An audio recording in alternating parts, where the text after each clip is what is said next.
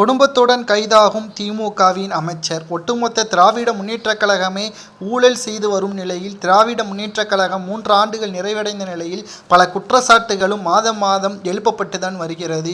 இதில் மிக முக்கியமாக நாம் பார்க்க வேண்டிய விஷயம், திராவிட முன்னேற்றக் கழகத்தின் மூத்த அமைச்சராக இருக்கக்கூடிய துரைமுருகன் அவர்கள் மணல் கொள்ளையின் மூலமாக 60,000 கோடி ஊழல் செய்து இருப்பதுதான் ஒட்டுமொத்த தமிழகம் மட்டுமல்ல, இந்தியாவிலும் மிகப்பெரிய அளவில் பேசும் பொருளாக மாறியிருக்கிறது.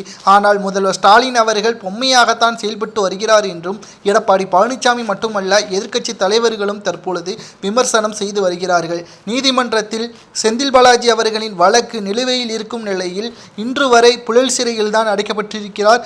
ஆனால் அவரது அமைச்சர் பதவியை மட்டும் பாதுகாத்து வருகிறார். என்ன காரணம் என்பதை ஊழல் செய்த காரணத்தினால்தான் இன்று வரை பாதுகாக்கப்பட்டு வருகிறது என்றும் ஒரு சிலர் கூறி வருகிறார்கள்.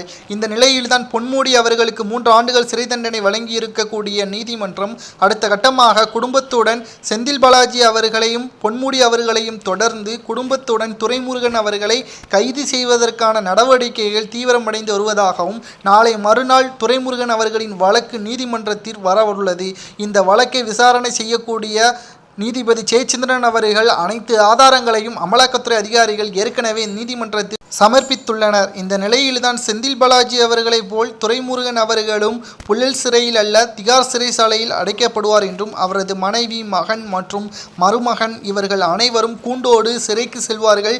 மேலும் திராவிட முன்னேற்றக் கழகத்தின் தலைவரும் தமிழக முதல்வருமான ஸ்டாலின் அவர்கள் மீண்டும் பொம்மை போல்தான் செயல்படுவார் என்றும், தனக்கு பாதிப்பு ஏற்படும் பொழுதுதான் ஸ்டாலின் அவர்கள் அவர்களின் பதவியே பறிப்பார் என்றும் இணையதளத்தில் சவுக்கு சங்கர் அவர்கள் கூறிய பதிவுதான் தற்பொழுது வைரலாக பரவி வருகிறது. நாளை மறுநாள் நீதிமன்றத்தின் தீர்ப்பு துரைமுருகன் அவர்களுக்கு எதிராக வந்தால் நிச்சயமாக திமுகவிற்கு மரண அடியாக விழும் என்றும் எதிர்பார்க்கப்படுகிறது. குடும்பத்துடன் கைது செய்யப்பட்டால் தமிழகத்தில் கலவரங்கள் வருவதற்கு வாய்ப்புகள் இருக்கிறதா என்பதை கமெண்ட் வாயிலாக கூறுங்கள். நன்றி, வணக்கம், ஜெய்ஹிந்த்.